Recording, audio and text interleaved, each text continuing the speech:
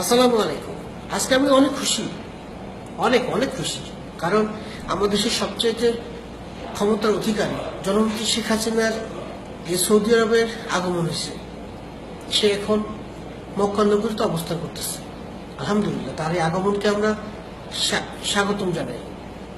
তার উদ্দেশ্য যে সফল হয় এবং সৎ উদ্দেশ্য হয়। আমি তার কাছে একটা জিনিস চাইব, তার কাছে একটা জিনিস দাবি করব, আর সেটা হচ্ছে আমার এই বাংলাদেশি যত ভাইরা আছে জেলের ভিতরে কষ্টে আছে যারা, এবং জেলের বাইরে যারা নির্যাতিত আছে, নির্যাতন হচ্ছে এবং বিপদে আছে বিভিন্নভাবে, এর একটা সমাধান সে করবে। জেল থেকে যারা যে ভাইরা জেলে আছে তাদেরকে মুক্ত করে এবং পুনরায় কর্মসংস্থান ব্যবস্থা করবে। যারা জেলের বাইরে বিপদে আছে তাদেরকে বিপদ মুক্ত করবে। এটি তার কাছে আমার আকুল আবেদন। এবং এরকম যত দেশে আমার যত বাংলাদেশি ভাইরা আছে যারা বিপদগ্রস্ত আছে, প্রত্যেককে বিপদ থেকে মুক্ত করবে ইনশাআল্লাহ, এবং তাদের পাশে এসে দাঁড়াবে। আমার দেশটাকে সোনার বাংলাদেশ বানাইতে চায়, ডিজিটাল বাংলাদেশ বানাইতে চায়।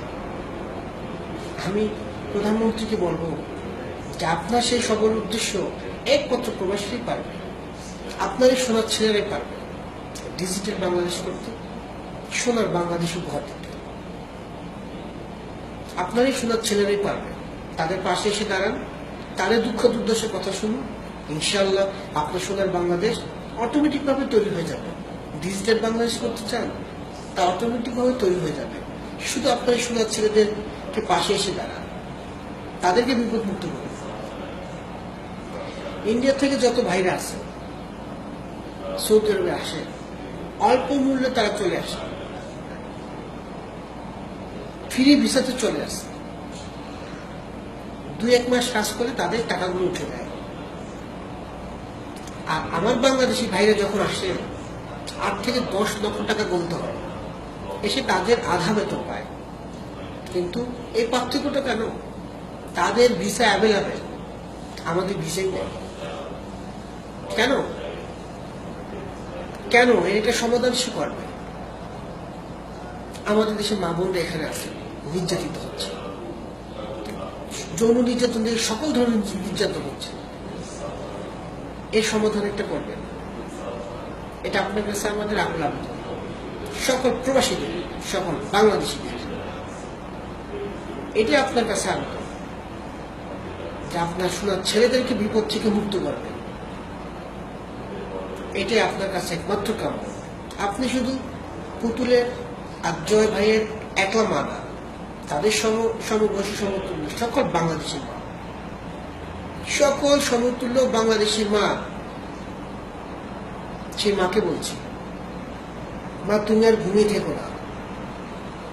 তোমার সন্তানটা বিপদগ্রস্ত, তাদের পাশে এসে দাঁড়াও, তাদেরকে বিপদ মুক্ত করো, তাদেরকে বুকে টেনে দাও। তোমার সোনার বাংলাকে নতুন করে গড়ে তোলো। তুমি যে স্বপ্ন দেখছো ডিজিটাল করবো বাংলাদেশ থেকে, তোমার এই সোনার ছেলেরাই পারবে একমাত্র ডিজিটাল তৈরি করতে, একমাত্র ডিজিটাল তৈরি করতে এবং সোনার বাংলা উপহার দিতে। বা তুমি আর ঘুমিয়ে থেকো না। তোমাকে সকল বাংলাদেশি তোমার ছেলেরা ডাকছে, তুমি ঘুম থেকে উঠো, তোমাকে ডাকছে মা, তোমাকে ডাকছে, তোমার সন্তানটা বিপদগ্রস্ত।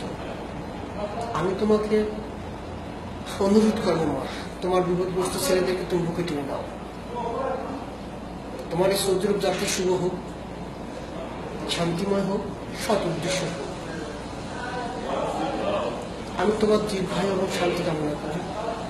তোমাকে আল্লাহ অনেক দিন দীর্ঘজীবী করুন, সুস্থ মস্তিষ্কে সুস্থভাবে এবং সুন্দরভাবে জীবনযাপন করার তৌফিক দান করুন।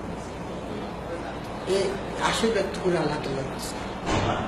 তুমি ভালো থেকো। আসসালামু আলাইকুম ওয়া রাহমাতুল্লাহি ওয়া বারাকাতুহু।